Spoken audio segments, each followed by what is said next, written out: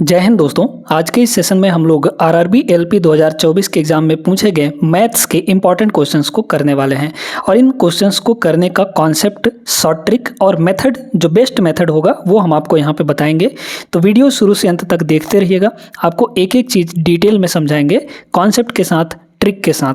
पहला सवाल देखिएगा, ये परसेंटेज का सवाल है। बहुत बढ़िया सवाल है। अगर बेसिक से लगाएंगे तो टाइम लग जाएगा, लेकिन इसको समझ के अगर लगाएंगे तो बहुत आसानी से बन जाएगा। ये आपको बोला गया है कि दो छात्र एक परीक्षा में शामिल हुए, उनमें से एक ने दूसरे से 9 अंक अधिक प्राप्त किया। आप ऑप्शन से लगाएंगे तो नहीं बनेगा, क्योंकि बहुत सारे ऑप्शन आपके इस स्टेटमेंट को फॉलो करेंगे, ठीक है। तो ऑप्शन से नहीं बनेगा ये। और उसके अंक उनके अंकों के योग का 56% था।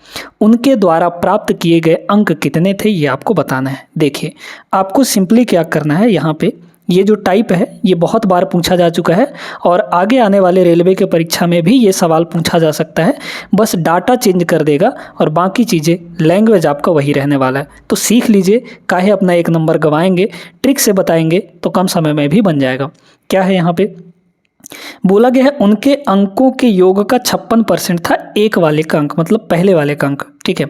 तो अंकों का योग 100 नंबर मान लीजिए यहाँ पे कि दोनों ने मिलाकर यहाँ पे 100 नंबर प्राप्त किया। 100 नंबर प्राप्त किया। अब कह रहा है उनमें से एक ने दूसरे से 9 अंक अधिक प्राप्त किया और पहले वाले ने, यानी पहले वाले का अंक जो था उनके अंकों के योग का 56% था।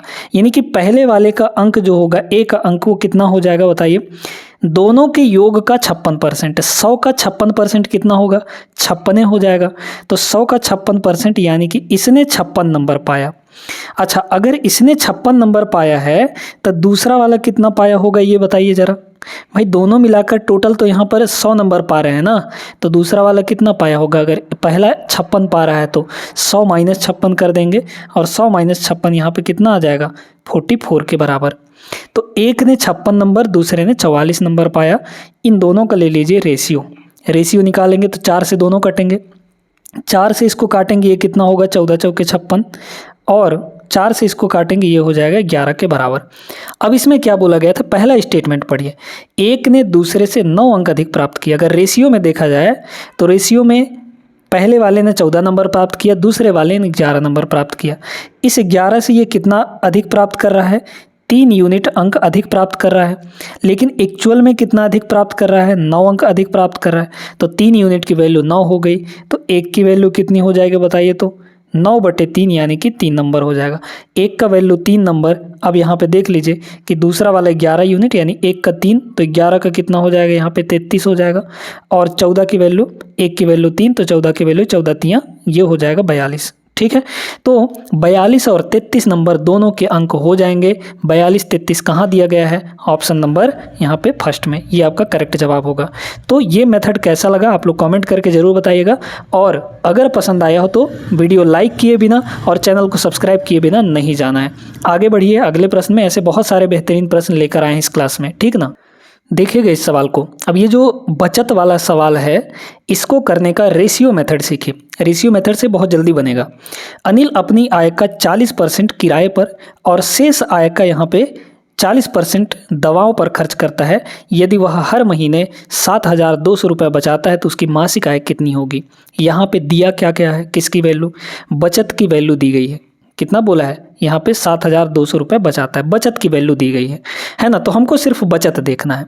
देखिए, अपनी आय का 40% की अगर फ्रैक्शन वैल्यू देखें तो 40% का फ्रैक्शन वैल्यू होता है 2/5, है ना। 40% मतलब 2/5 होता है।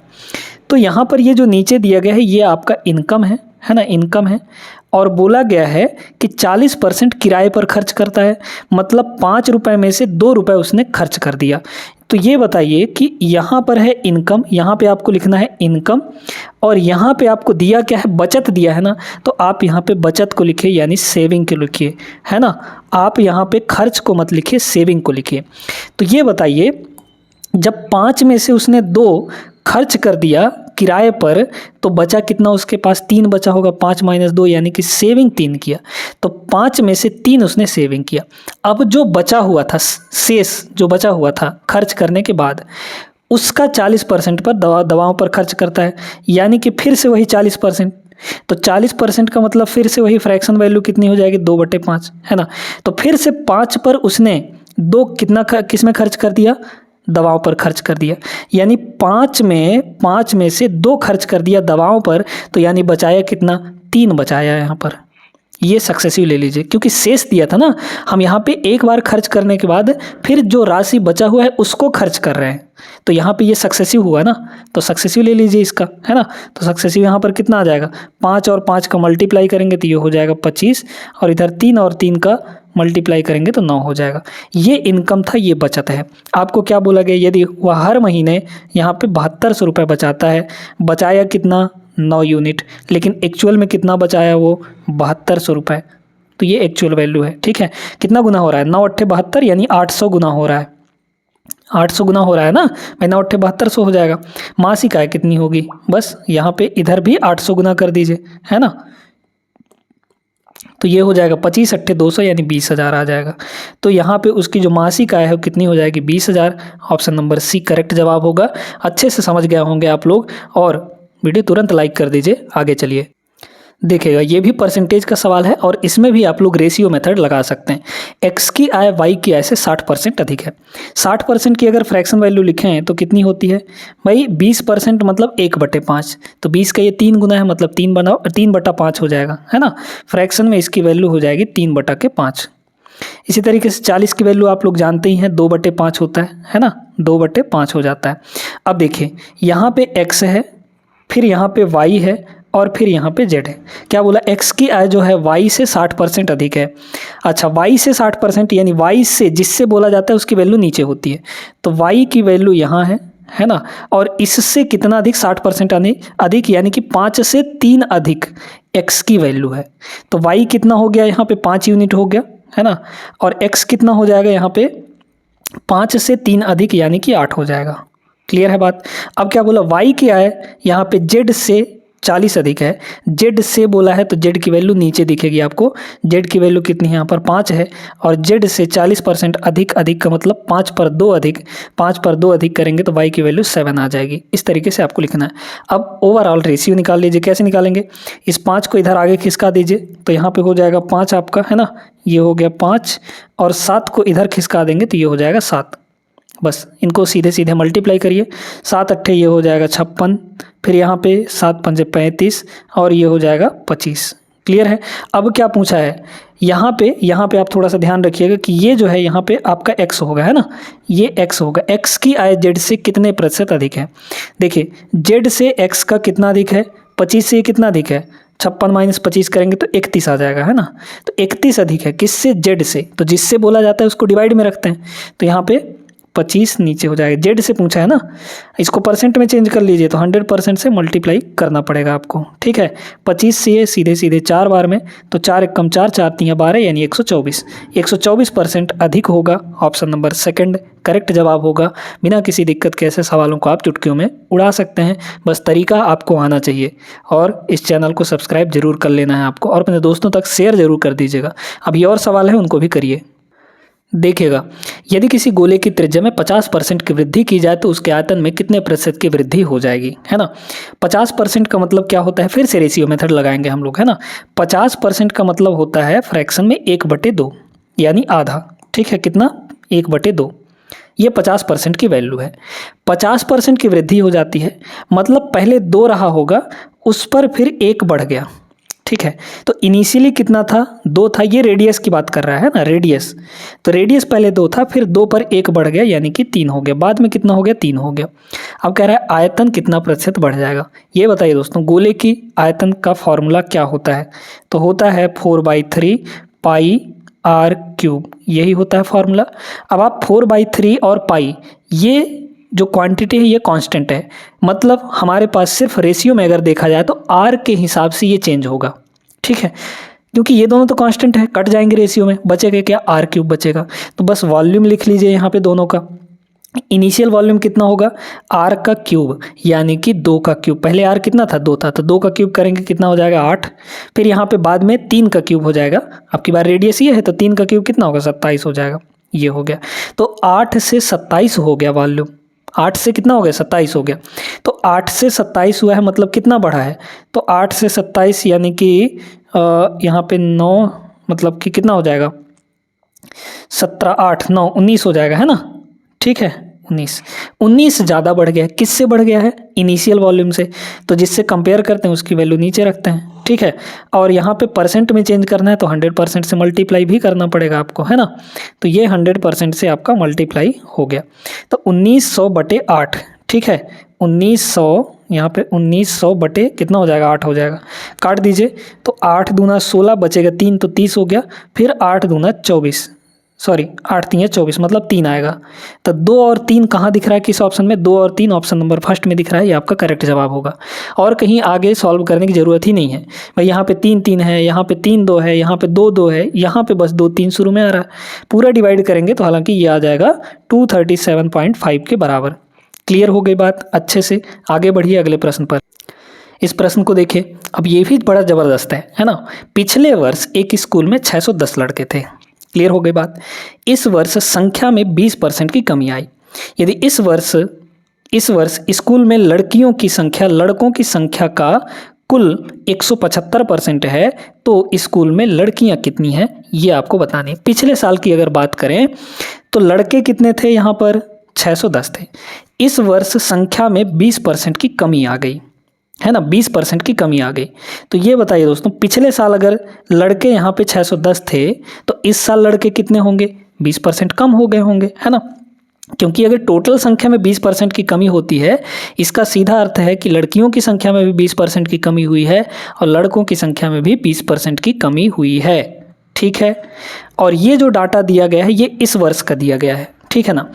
तो 610 का पहले 20% निकालिए, कितना हो जाएगा, 610 का 20% यानी डिवाइड बाई 100 और परसेंट से 2 जीरो ये आपका ख़त्म हो जाएगा। 61 दूना 122, है ना। तो यहाँ पे 122 हो गया, मतलब 122 लड़के कम हो गए थे।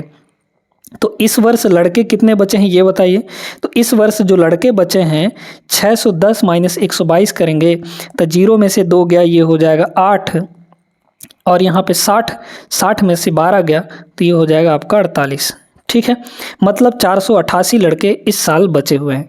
अब कह रहा है यदि इस वर्ष स्कूल में लड़कियों की संख्या यानी गर्ल्स की संख्या, यहाँ पे गर्ल्स की संख्या बॉयज़ की संख्या का 175% है। अच्छा, 175 को अगर हम लोग फ्रैक्शन में चेंज करें तो कितना होगा, 175 और परसेंट यानी डिवाइड बाई 100, 25 से काट सकते हैं, 25 नहीं हो कितना हो जाएगा, 25 अट्ठे 200 और उससे 25 कम है तो 7 बार में जाएगा, 25 सत्ते 175 और 25 चौके 100 मतलब 7/4। तो लड़कियों की संख्या जो है लड़कों की संख्या का बोला है, यानी लड़कों की संख्या कितनी होगी, 4 यूनिट होगी। तो लड़कों की संख्या 4 यूनिट और लड़कियों की संख्या ऊपर वाली हो जाएगी यानी कि 7 हो जाएगी। क्लियर है बात। अच्छा, अब यहाँ पे स्कूल में कितनी लड़कियाँ हैं ये आपको बताना है। तो ये बताइए दोस्तों, यहाँ पे इस साल लड़कों की संख्या कितनी है, 488 है, लेकिन यहाँ पे रेशियो में कितनी है, 4 यूनिट है। तो 4 की वैल्यू कितनी हो जाएगी, यहाँ पे लड़कों की संख्या 488, कितना 1 की वैल्यू कितनी हो जाएगी बताइए। तो 4 से इधर डिवाइड कर देंगे, 4 1 कम 4, 4 दूना 8, 4 दूना 8, 1 की वैल्यू यहाँ पे इतनी होगी। आपको लड़कियों की संख्या चाहिए तो 7 की वैल्यू चाहिए, मतलब 7 की वैल्यू निकाल लीजिए। तो यहाँ पे 7 से गुणा कर देंगे, 122 और गुणे यहाँ पे 7 हो जाएगा। ठीक है, तो 22 सत्ते 154 मतलब 7 1 कम 7, 700 ये हो गया, और 22 सत्ते 154 होता है ना। तो 700 और 154 यानी कि 854 हो जाएगा। तो 854 लड़कियां होंगी इस साल। ऑप्शन नंबर फर्स्ट करेक्ट जवाब होगा इसका, है ना। बहुत बढ़िया तरीका। आगे चलिए अगले प्रश्न पे। देखिए इस सवाल में आपको बहुत सिंपल सा सवाल है। ऐसे सवाल हम आपको करवा चुके हैं अपने रेलवे बैच के अंदर, है ना, जहाँ पे हम लोग आदित्य रंजन सर की रेलवे मैथ्स बुक को सॉल्व कर रहे हैं। वो रेलवे बैच हमारा चल ही रहा है ना। चलिए इस सवाल को देखिएगा। किसी वस्तु पर कर में 20% की कमी की जाती है और उसकी खपत में 15% की वृद्धि हो जाती है, तो कर राजस्व पर क्या प्रभाव पड़ेगा, है ना। यहाँ पे आप सीधा ये करिए कि भाई यहाँ पे जो कर था, टैक्स था, उसमें 20% कम हो गया, जिससे उसकी खपत जो है वो 15% बढ़ गई, है ना। खपत जो है 15% क्या हो गई, बढ़ गई, है ना। तो ये बताइए कि यहाँ पे राजस्व कर पर क्या प्रभाव पड़ेगा? तो यहाँ पे ये जो है आप सीधे सीधे क्या करिए, सक्सेसिव लगाइए यहाँ पे, क्योंकि इन दोनों का मल्टीप्लाई होने वाला है। यहाँ पे टैक्स और खपत इन दोनों का मल्टीप्लाई कांस्टेंट होगा, है ना भाई। टैक्स अगर कम हो रहा है तो वो अपनी खपत बढ़ा सकता है, अपनी खपत बढ़ा दिया, ठीक है। तो इन दोनों का जब मल्टीप्लाई होगा वो क्या होगा, क्योंकि कर यानी टैक्स, टैक्स और इनटू यहाँ पे कंजम्पशन, है ना, कंजम्पशन, इन दोनों का जो मल्टीप्लाई होगा वो क्या बनेगा, ये कांस्टेंट बनेगा, एक कांस्टेंट वैल्यू देगा। क्लियर है बात, है ना, क्योंकि ये दोनों इन्वर्सली प्रोपोर्शनल होंगे, एक घटेगा तो दूसरा बढ़ेगा। टैक्स में अगर कमी होगी तो कंजम्पशन अपना बढ़ा लेगा, कोई भी बढ़ा लेगा, ठीक है। अब देखिए सुनिएगा, तो इन दोनों का मल्टीप्लाई हो रहा है, इसमें ये 20% कम हो रहा है, टैक्स 20% कम हुआ, तो यहाँ पे कंजम्पशन क्या हो रहा है, 15% बढ़ रहा है। 15% क्या हो रहा है, बढ़ रहा है। तो मल्टीप्लाई जब होता है परसेंटेज का तो वहाँ पे सक्सेसिव लगता है। ओवरऑल परसेंटेज निकालने के लिए हम लोग यहाँ पे क्या करते हैं, सक्सेसिव लगाते हैं, ठीक है। तो सक्सेसिव यहाँ पर कितना होगा, अब सक्सेसिव का फार्मूला आप लोग जानते होंगे, A B formula, A plus B और plus A B divide by 100, ये होता है सक्सेसिव का फार्मूला। कैसे लगाना है, ए का मतलब ये वाला, बी का मतलब ये वाला। ए यानी -20, तो यहाँ हो गया -20, साइन के साथ लिखना है, प्लस बी का मतलब +15, तो ये हो गया 15। अच्छा, ए बी का मतलब 15 और 20 का मल्टीप्लाई करेंगे तो 15 दूना 30 यानी कि 300 हो गया, तो माइनस का 300 हो जाएगा, है ना, माइनस का 300, क्योंकि एक माइनस में है यहाँ पे, डिवाइड बाई हो गया 100, 0 से 0 कट गया। यहाँ देखिए -20 + 15 यानी -5 और -3 यानी कि टोटल हो गया -8। माइनस क्या बताता है यहाँ पे, माइनस बताता है कमी को, कमी होगी 8% की, ऑप्शन नंबर फर्स्ट करेक्ट जवाब होगा। यानी राजस्व कर पर क्या प्रभाव पड़ेगा, 8% की कमी हो जाएगी। समझ में आ गया, आगे चलिए। देखिए बचत वाला एक और सवाल देख लीजिए। एक व्यक्ति अपनी धनराशि का 20% गंवा देता है। 20% की फ्रैक्शन वैल्यू होती है 1/5, ठीक है, मतलब 5 में से 1 गंवा देता है, तो उसके पास बचा कितना, 5 में से 1 गंवा देगा तो बचेगा कितना, यहाँ पे 4 बचेगा, ये सेविंग लिख रहे हैं। शेष धनराशि का फिर से सक्सेसिव लग जाएगा, क्योंकि यहाँ पे बचे हुए पर वो खर्च कर रहा है, ठीक है। देखिए तो शेष धनराशि का 25% की वैल्यू कितनी होती है, 1/4 हो जाती है, मतलब 4 पर 1 उसने खर्च कर दिया, तो 4 पर 1 खर्च करेगा तो कितना बचेगा, उसके पास 3 बचेगा, है ना। उसके पास बचते हैं कितने, 480, ठीक है। ओवरऑल देखिए 4 पंचे ये हो जाएगा 20, तो इनिशियली उसके पास 20 था, 4 तियाँ ये हो जाएगा 12, मतलब 12 उसने बचत किया, है ना, क्योंकि हम लोग यहाँ पे बचत लिख रहे थे। तो 20 में से 12 उसने बचत किया, एक्चुअल में कितना बचत कर रहा है, यहाँ पे 480, ठीक है। कितना गुना हो रहा है, तो 12 चौके 48 यानी कि 40 गुना हो रहा है, ठीक है। तो इधर भी ये 40 गुना हो जाएगा, तो 40 का मल्टीप्लाई करेंगे तो 4 दूना 8 यानी कि 800 रुपया, ठीक है। तो उसके पास मूल रूप से 800 रुपये था, ऑप्शन सेकंड करेक्ट जवाब हो जाएगा। समझ में आ गया। ये सेशन आज का कैसा लगा आप लोग कमेंट करके ज़रूर बताइएगा, और मिलते हैं हम लोग ऐसे ही बेहतरीन सवालों के साथ अगले क्लास में, अगले सेशन में। तब तक के लिए आप लोग पढ़ाई लिखाई अच्छे ढंग से करते रहिएगा, तैयारी ज़ोरों से करते रहिएगा, क्योंकि कुछ एग्ज़ाम रेलवे के हो गए हैं और कुछ का नोटिफिकेशन आ गया है, बहुत जल्द वो भी एग्ज़ाम हो जाएंगे, ठीक है, जैसे NTPC का हो गया और ग्रुप D का हो गया। तो मिलते हैं अगले क्लास में, तब तक के लिए जय हिंद।